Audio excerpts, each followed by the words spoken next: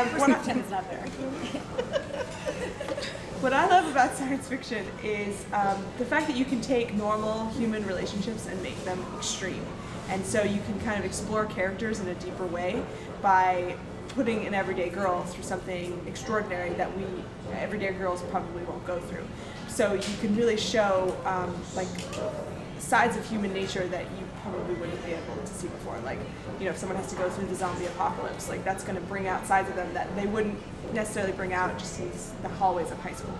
So I love taking like love and friendships and all of those things and then putting them through these extreme situations, and I think sci-fi lets you do that. So hi, I'm Lauren Miller. I really geek out over the science, and I love, in particular, using science to explain really wacky, inexplicable, extraordinary things, and then leaving it up to the reader to decide if science is enough of an explanation. And I started writing sci-fi because as a teen, I was afraid of sci-fi because I was afraid of science. And I thought, if my mind is not a science mind, then I'm not going to get sci-fi. And so I want to kind of attack both with my books, like show teens that both science is cool and girls can totally understand sci-fi. Yeah. I grew up on sci-fi. I mean, whether it was reading the Ender's Game books or watching Star Wars for the 20th time, it was a very natural feeling genre to me because it was something I was pretty familiar with. I think I get bored very easily, and you know, with common day everyday life, science fiction is an escape from that, and a way to still be in our world but take it to a new level and ask, you know, what is truly possible if we push ourselves technologically and scientifically into the future? What can we achieve? And I think it's a hopeful genre because we get to imagine the human race 100, 200 years from now, and what are we going to be like? And how are we going to change and how are we going to grow as a race? Something we won't live to see, but we can imagine it. And hi, I'm Tamara. My books are probably the least sci-fi of the bunch, of the four of us. I kind of think of them more as contemporary with a sci-fi twist. But I still am fascinated by science fiction, and I'm a big fan of the genre. But for me, at least in my books, the way I like to explore science fiction, and specifically time travel, because that's what I use in my books, is the idea of if you could go back in time and change something, how might that change the trajectory of your whole life from that point on? If you go back to that one moment and do something different. So I had fun exploring that concept using time travel as a method to think about it from that perspective. So, you know, what if you could go back? What would you do differently? That is one of my questions. If you could go back in time, where would you go? And who would you see? Oh, love that. In my books, I have a character who I love named Maggie, and she's very much my grandmother in lots of little kind of hidden ways. So I'd go back and spend some more time with my grandmother if I could. She was really, really important to me when I was younger, and we drifted apart over the years, and I wished we hadn't, just because we lived so far apart. It was a really dumb reason to lose track of my grandmother, so I'd go back and spend time with her. Oh, it's for all of us? Yeah. I would go all the way. I mean, like all the way back, like to the very, very beginning, to see how it all started, and dinosaurs, like underline dinosaurs, exclamation point, And dinosaurs. Did I mention dinosaurs? Is that your next book? Do you have dinosaurs? I think I've been on the I nose. think it should be called And Dinosaurs. And dinosaurs. For the dinosaurs. The dinosaurs. We'll see. Such a good question. I'm stumped. Yeah, dinosaurs are good. You know, I'm going to steal Jess's answer. I think I would go to the Garden of Eden. Free to Fall is a lot about what happened in the Garden of Eden, and Free to Fall is a reference to John Milton's Paradise Lost, and so I could consider it book research, and I could expense the whole trip to the Garden of Eden. So I think I would love it. I would like to see that on your accountant's like, trip tally. One apple. One snakeskin curse. Sorry, too much. Okay. So I am actually obsessed with Tudor history from like Henry VIII and that whole time period. And I know I'd probably be beheaded within like a day because of snakeskin purse comments. But I would love to be in the Tudor court and see how that all worked and eat those giant feasts and, you know, hopefully get out before the beheading. So I would need the ability to like get in and out really fast. But she would have devised a fantastic plan for that. Right, exactly. Of course, it would work flawlessly. So what do you like writing more, the world or the characters? We're gonna be those authors who go both equally. Not me. Not me. Me neither. Me neither. Then you go. You're very World. decisive. I would say a world. I love my characters almost as much, but the story for me begins with the world and the setting. In Origins, the Amazon jungle. In Vitro, it's the South Pacific Islands. In my third book, it's the Kalahari Desert in Botswana. And I really love digging into these settings and then creating characters who will have to come in conflict with that setting and have to survive there and discover themselves in this world. And so I really enjoy that first initial stage of choosing where's my book going to happen before I even know who the characters are. I'm gonna say, if you asked me one book ago, I would have said characters. But after writing the third book in the trilogy, the Unremembered trilogy, I'm gonna say worlds, because I hadn't really had to build a world until the third book. The third book is where the main character returns to her world. And the third book takes place 100 years in the future, so it's 2115. And I had to basically create, what does that look like? What kind of gadgets do we have? What kind of weapons do we use? What kind of society do we live in? And that was really fun. And I think the most fun I had was coming up with slang. Like, because I figured, no one's going to say the same things that they say now. No one's going to call a girl hot. They're going to call her, like, thermal or metallic or, things like that. So it was so much fun, like, brainstorming the futuristic slang. Yeah, isn't she metallic? She's so metallic. And then I have this great term that instead of the Stop writing fetch. Not gonna happen. Mean Girls. So I have this term glitch, which is like it takes the place of the F word. So like one of the lines is, if she's so metallic, why don't you glitch her? And it was my way of like being able to like say slang without and like almost dropping swear words, but they're not swear words because they have no meaning to us. In the future they do, but so I think that was the most fun. No, I really can't wait to read this. Glitch and can't wait. I'll say character. She's fanning around. It's you. Oh, is she? Okay. I'll say characters. For me, it really always starts with the characters, and they come to me pretty fully formed, and it's my job to put them in interesting situations and create dialogue. But I love characters first.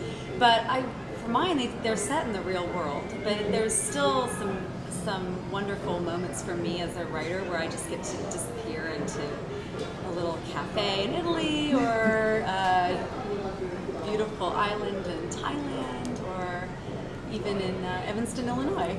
So I like taking myself to other places as I write. I'm going to say characters too.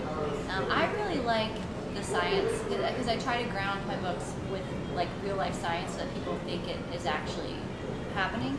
So that part, like finding the thing in the real world that would correspond to my sci-fi, I get really excited about that. Like I was telling them I like troll patent applications to find technologies that are like pending, and then I imagine, well, what if they actually were in existence and people started using them widespread? Like that said, once I figure that all out, I almost forget about it when I'm then writing. Because the characters is just, I write. I mean, dialogue's my favorite thing. So Mine too. characters. So do you feel you spend a lot of time doing research? Lots of time. Lots of time. Probably at least twice as much time in research as in writing. I don't know if I agree with twice the time, but for me anyway. And to me, I really enjoy it. I didn't think I was going to enjoy the research as much as I did the writing, but I love it. And I tried to do something like NaNoWriMo, where you just, stay in your story and don't go elsewhere. And I found that was really hard for me because the research informs what I want to say next. And sometimes if I get to a point and I'm not quite sure maybe how this particular scene would play out, I spend a lot of time researching, and maybe it's time travel, maybe it's music, maybe it's this particular setting, but being able to take myself into another place and research it helps me decide what I want that scene to look like. Well, and sometimes you find something really awesome. Like in Free to Fall, I needed a Greek letter. It plays a big role. It's on a necklace, and I needed it because there's a secret society, and I thought they would use Greek letters. Well, so then, and I actually have it on my arm, Upsilon. Then I found it, and it's fading. The symbolism associated with the letter itself thematically tied into my book, so I could totally amp it up, and it became like a major symbol in my book in a way that I never intended it. Isn't that to. fun? It was like so cool. Yeah. Kind of re-inspires you, doesn't it? When Totally. that Like, I happens, wanted like, something. okay, now I got to make this even a bigger thing. Awesomer. Yeah, awesomer. So is it a lot of internet search, or do you travel to different places a lot? Jess has a great answer for that. I do a lot of internet research, especially while I'm writing. I've always got my browser open in the window beside my document because I'm constantly going back and forth to double check line by line all of my facts in them. However, I like to take it a step further and go and travel and experience firsthand the worlds that I'm going to be recreating in my books. For Vitro, I spent some time on St. Lucia, which is an island just north of Venezuela, in order to get the island atmosphere for Vitro. And for my third book, Khoury, I spent a few weeks last summer in Botswana, out in the central Kalahari Desert, going on safari, interviewing some of the tribal peoples there and the guides who work in that area, and getting the facts about the region and just drawing inspiration from the purest source. And it really changed the way I wrote and fueled my stories in a way that I didn't feel before. And it was a really powerful feeling, and definitely something I'll continue doing. Well, I tried to travel 100 years in the future, and it didn't quite work out. All the tickets were sold out. You know, but so I did a lot of internet research. I also did a lot of reading on futuristic technology. There's Michio Kaku, who writes a book, Physics of the Future, which was invaluable for me because he basically lays out, here's what his predictions are for 25 years in the future, 50 and 100. And it was really cool to see this progression and see like how far we would really come in 100 years. And taking that and weaving it into the story was fascinating. And his style is so approachable, isn't it? That you feel like Yeah. you can understand every word he's saying. Yeah. It just makes it very simple. Makes you feel smart. Doesn't it make you Smart. Smart kid. Yeah. Yeah, I do a lot of online research as well, but I got to travel to Paris for research for time, which was really wonderful. So I feel like I couldn't quite get this one scene down, and as soon as I was there and experienced being at the Eiffel Tower and being in Paris, it just those chapters wrote themselves after that. It's just So do you enjoy writing protagonists or the antagonist? that's a very good question. In Vitro, I love the antagonist. He's my favorite character. And you don't know who he is necessarily at the beginning of the story. You might be able to guess. But I got to go to some interesting psychological levels with him that I hadn't with a character before. And it was kind of scary, some of the research I had to do to make him come to life. But it was really fascinating. And it's interesting to look at your antagonist and see their human side and the sympathetic side to them, and not just their evil, mwahaha side. You know what I mean? Yeah, my antagonist is a very small part of book 1 of Unremembered, and also a very small part of book 2, although he's always kind of present because he's kind of controlling things from afar, but you don't actually meet him till the very end. And in book 2, he doesn't reappear until the very end. But in book 3, he's like in it the whole time. And so I got to really explore him and kind of figure out some things about him that I didn't know when I was writing book 3. And there was one part where he like literally said something on the page that revealed himself to me, and I was like, what? And it just kind of came out, and I wrote it, and then I was so surprised by what I had written, and so he literally revealed himself to me on the page, and it was so much fun to explore him. And then even by the end, I had sympathy for him. I was like, oh, you've been through a lot, and I could understand why he was the way he is, and I hope that the readers do that too. But he was so fun to write because his motivations are so warped, and his background has created those motivations, and that was really interesting, like to get into someone's head psychologically that has those kind of warped ideas about life. So I like writing my protagonist's nemesis, who isn't actually the antagonist of the story, but in parallel, there's this girl, Alana, who is Abby's nemesis, and then in Free to Fall, Rory's roommate is this girl named Percy, and it's her. I have fun pressing my protagonist's buttons with another girl who will irritate her. And I've had so much fun with it. In fact, that my third book, which I'm working on now, my protagonist is one of those NSC type girls. So I just had fun with it. Yeah, exactly. I just like writing the girls that I would have hated in high school. Then you get to get in their head. And Right. Also, they were so irritating and mean to me that I can just channel that and remember it. So So easy, isn't Yeah, it, to go exactly. back there, sadly. Yeah, for mine, I don't have an evil government organization that's chasing them. I don't have, an antagonist, really. The antagonist in my book is time itself, just constantly trying to pull these two people who feel very strongly that they're supposed to be together apart. Well, you said your character surprised you. Well, one of my other questions was, has a character ever did anything that surprised you? We're just transitioning. Yeah, Right. Segues, It's like huh? we We're read like- your questions. Feed right in. You jumped in the future. Well, yeah, I mean, that happened in book 3 where my antagonist kind of revealed himself to me. But there's a character in book 2, and I'm not going to say anything because I don't want to spoil it. He basically like appeared in the story, and he became this really big part of the story that I didn't expect him to be. And he was just going to kind of be have a cameo. And then suddenly he was there, and I had this whole idea of like how he basically is like one of the impetuses of the entire story. And that was shocking to me, and I came up with the idea while I was in the drive-thru of In-N-Out, which is like a fast food restaurant in California. Yeah, and I was like waiting for my fries, and it just struck me like literally like lightning, and I was like, this is it! Oh my god! And that was of course the moment where the lady was like, here are your fries. And yeah, weirdo in the drive-thru. But so definitely I think characters really do that. I remember when I was writing Parallel, the boy love interest of Parallel Abby, his name is Josh. And Josh is kind of this dorky good guy. And he's comfortable with being that dorky good guy. But there's this one scene where he is kind of like, while I was writing it, he just got really bold with Abby and was just like, this is what I want, this is how I want to be. And I remember my reaction was, oh, he's such a badass in spandex. And then so Abby thought, oh, he's such a badass in spandex. Like, she reacted the same way I did. So it was just in dialogue, like he just was talking and I was in the rhythm, and then he just knew what he wanted. Yeah. I had a similar experience in Vitro where my antagonist revealed himself. I didn't know he was the antagonist until he kind of sort of kept grabbing my shirt and saying, hey, look at me some more, look at me. He had like one small scene, and I'm like, go away, go back to your corner, and go back to your chapter. He's like, no, it's about me. And I was like, fine. So I rewrote the book for him. And in Origin, I had a character kind of do the same thing, and surprised me. And this character was not supposed to die in the book. But then I got to the end of this chapter, and the characters sacrificed themselves. I'm using gender neutral, no spoilers here. Decided to sacrifice their life for another character's sake. And I never saw it coming, but I knew it was right. I knew it was the decision that character would make at that moment. And I cried. Yeah. And then I wrote it, and it was the right choice. It was hard. I love that feeling. Right? Yeah, you have to cry because it's just so cathartic, right? Gosh, I feel like my characters surprise me all the time. I don't quite know what they're going to do, but there's just one scene in Time Between Us where Bennett takes Anna rock climbing.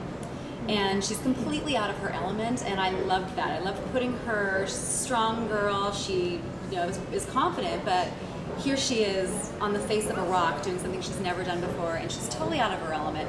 And it was fun to just watch her squirm, right? Watch to see what she was going to do next and see what she was going to say and how she was going to react and just to be outside her comfort zone. And it was kind of funny because I just kept making Bennett push her a little bit more and a little bit more and a little bit more just because I loved watching her squirm. And yeah, she kind of gets mad, then she enjoys herself, but it was fun putting her in a different situation. So how do you feel about books being made into movies? What another transition. Did you hear Jessica's news this week? Okay, good. Good. I'm for it. No, I mean I love seeing books that I love turned into movies, whether they're good or bad. I think that introducing books by way of screen is a great way to get teens to read. And I think so many kids read The Hunger Games, Harry Potter, Twilight because it was a movie. And then they go out and they buy other books that are similar. So, The Hunger Games became so successful and it became a movie. And then, kids went out and were like, what else is there that's like The Hunger Games? And they picked up Divergent. And they, and so it's this great cycle that it's when the endless cycle is a positive thing, because the movies feed more book sales and more authors getting to live their dream by writing books. And so I'm definitely for book adaptations to movies.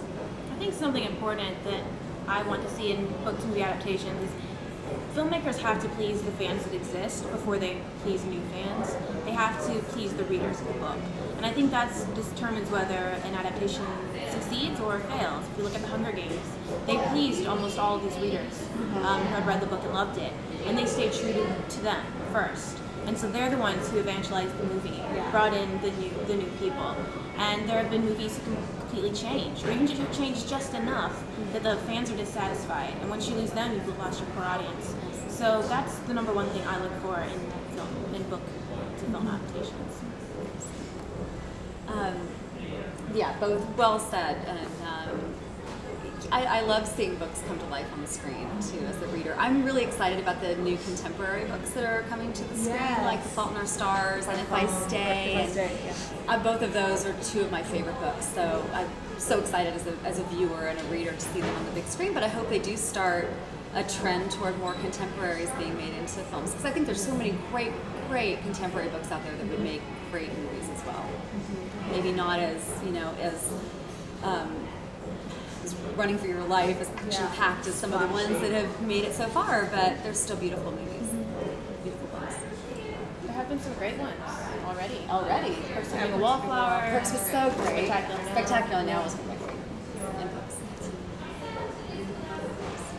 Yeah, I'll set it. Oh, okay. Nothing to add. Ditto. So, is there a song that you would think is the theme for your book or one of your characters? Yes.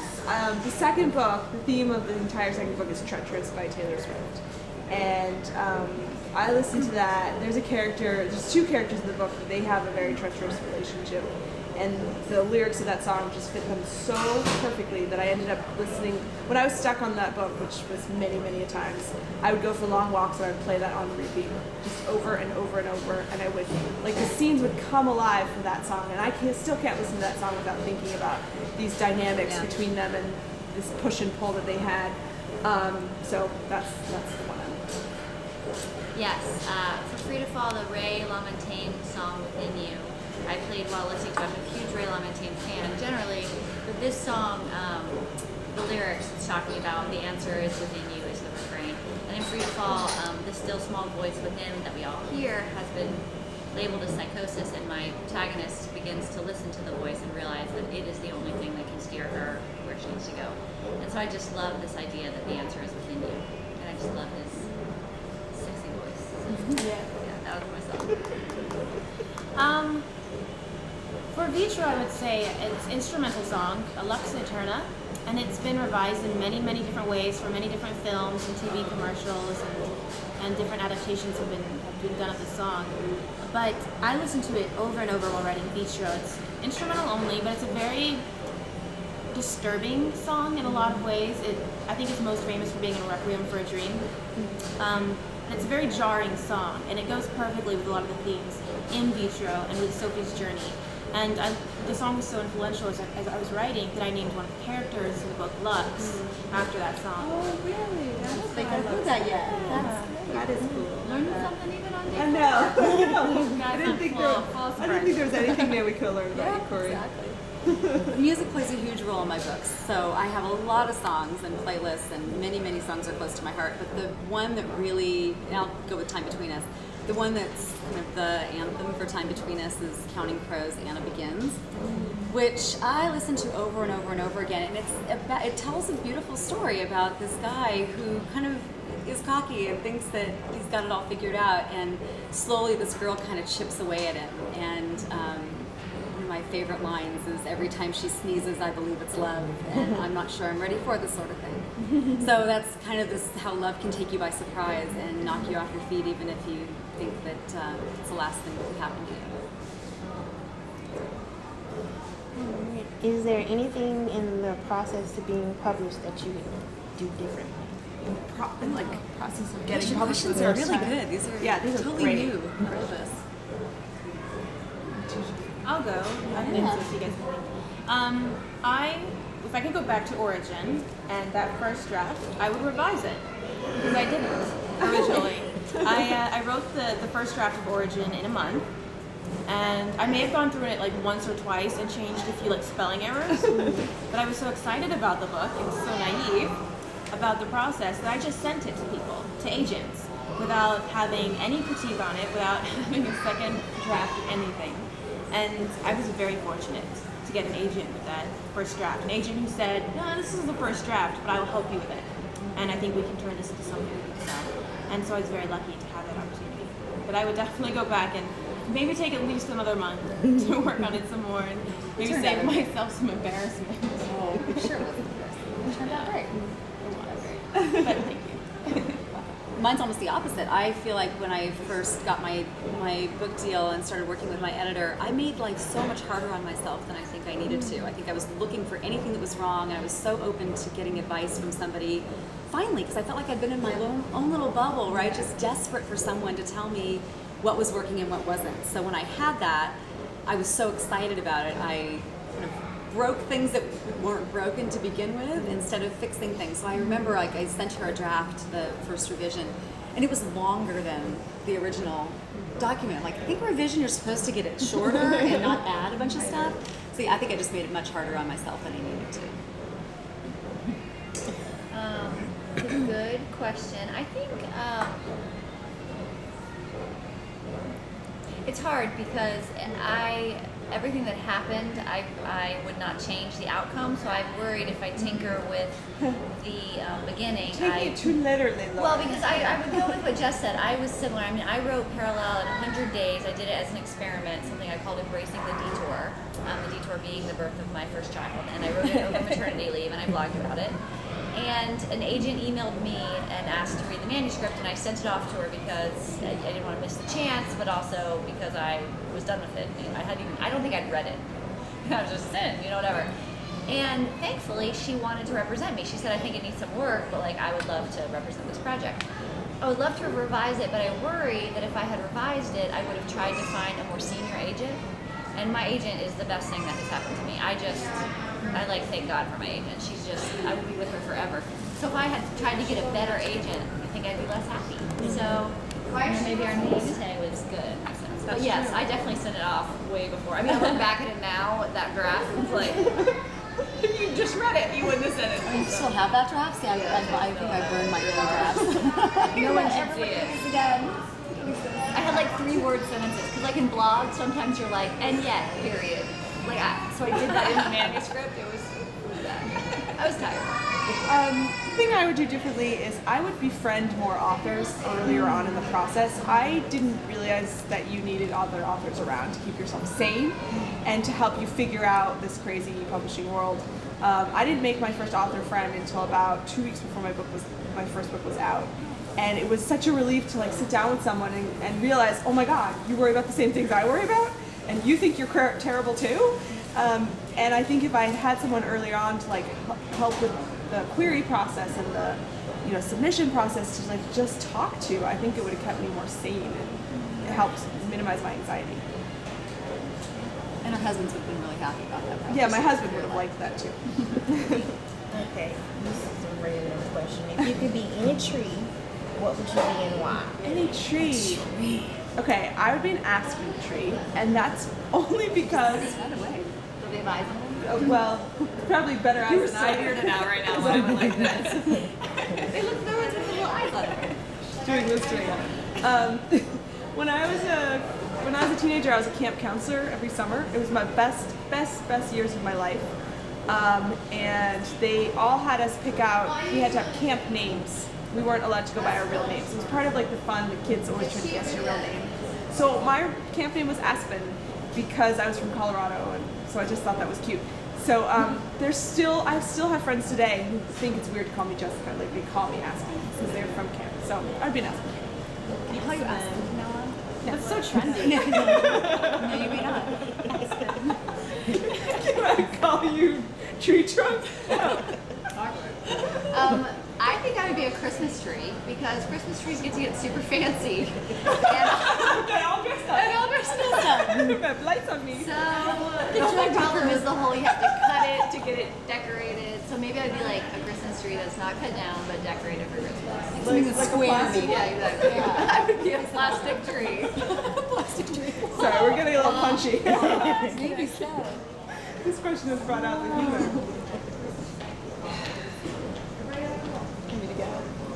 I don't have a great answer, but I'm going to go with this one. We have this really beautiful black oak outside a pretty large window from our living room, and I just love, we've got this circular chair, it's swivels all the way around, and I just often sit there with my laptop and look out that window and look at that black oak. And it's just, I love the way it's structured. The limbs all go in different directions, and it just looks so majestic. Like it's just a beautiful, beautiful tree. It'd be nice to look in on the writer struggling as opposed to being that writer. Right. Yes, that oak is probably laughing at me on a regular basis. Like, oh, here she goes again. She's in Act 2. Yeah, poor thing. I guess I'd be a Joshua tree, so that I could live a really, really, really long time and watch everything change around me, and I could just be like watching, you know? Because something I regret is that I won't be able to be here in 100 years and see what's happening and what we've developed and what we've cured. Not according to and my what book. Yeah. You'll be here. You'll be here. Sweet. Good to know.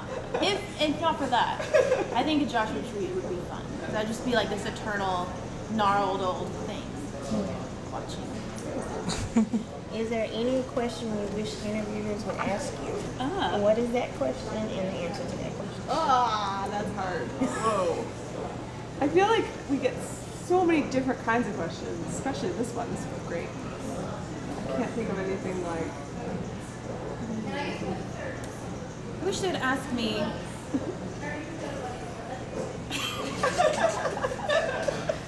Cut.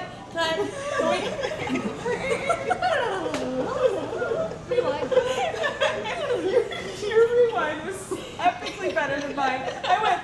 Well, she's had practice. Remember, she did it in the car today already. I did this really weird sound and you did this like professional.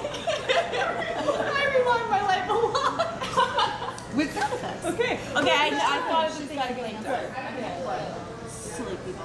I want people to ask me. Actually, this comes from a conversation we had last night. What Disney couple represents my book couple? Can we all have the same That's answer? super That's a fun. great answer. Because we like we all matched answer all the same our book couples up to Disney couples, and mine are Jane and Tarzan from Origin because Jungle Boy. I mean, it's just it's no brainer. And mine are Aladdin and Jasmine, and I have a lot of actual Aladdin and Jasmine Easter eggs, if you will, kind of sprinkled in time between us. So you can go find it. You're dodging the real question here. My eyes are going Oh, I thought we were all wide answering the because same I don't question. even know enough Disney couples. Oh, I asked if we could all answer the same question. Oh, is that? Oh, okay. You don't have to. I love that. I love that you said that. It was great. I would love for an interviewer Okay, to I'll ask come me back. what my spirit animal was. That was my other thing I was Oh. gonna say. And I would say I don't know. No, I think my spirit animal would be a golden retriever puppy. Oh, that's cute. Just because they're really cute. Because you what? Because you're so cute. Oh, you're so cute. How would be a goat? What? Is that even a spirit animal? Are all animals? I thought it was just any I just like goats. There's a whole definition of golden and spirit animals and how they line up to your I personality. like their teeth. I like their beards. Okay, this is getting way off. I have no real answer to this. Do you? What people if I ask? What do you wish people would ask you? I'm having a hard time with this one. I really can't. I think maybe if someone would ask me, what is the piece of writing that you are the least proud of? Ooh, I like that. That's really good. And I would tell them about the short story that I wrote in college. I went to London for a creative writing class for 3 weeks. And I didn't do a lot of creative writing in college because I was very intimidated by the wannabe writers at my school. And so I stayed away from it. But I thought, okay, if I go to a study abroad, I'll be alone with kids from other places and it'll be fine. So I worked for 3 weeks every day in this computer lab in London on the short story that I was so proud of. I mean, I just crafted every word I looked over. It was so good. It's the story of a girl and her boy and they're shopping. And she's trying to find clothes to wear to meet his parents. And she's very concerned about her appearance and very concerned about what she's going to wear. And in the process of while they're shopping, he proposes. And she's so wrapped up in what she's going to wear that she doesn't hear it. And so he, in that moment, realizes she is not the girl for him and leaves her. And she still doesn't even realize she's still just looking in the mirror. And Wow. Yeah, it's tragic. it was very tragic. And it's weird, when you read it now, it actually reads really well, but it is so lacking in voice. It's so empty. It's just like so empty and vacuous. And now I try to tell myself, I'm like, oh, that's the tone. You're trying to go for this sort of like Joan Didion kind of, it's empty because the story is empty, but I'm just not very proud of it. So I don't show it to anyone. And also I think it's a little autobiographical, so there's that. This happened to you. No, but I think I was probably a girl here for a while. I Good came, observation, though. as you were talking, I came up with my, but I wasn't listening. Was. Yeah, right. I came up with my with mine, Disney. too. Okay. Oh. My Disney princess. It's Anna and Kristoff because her memories were erased and he knows about it. And she doesn't because remember he was there. Yes. With trolls. Oh, that's good. That's nice. Help me with that after I have an answer to the question, a real one. Will you finish? I didn't mean to. It wasn't important. So it doesn't matter if I was finished or not. You can splice us all together, right? Well, it sounds like we all just You had have a very different good character. editing skills. Of course. No, for me, I feel like a lot of people ask us how publishing has changed our lives, or how are our lives different because we're now published authors. I wish people would ask us how are our lives different before we were published authors. So I think one of the great things about being on tour, at least with these three women, is talking about writing and just how much we love writing. And we are talking about this a lot, just the fact that we enjoy putting words on a page.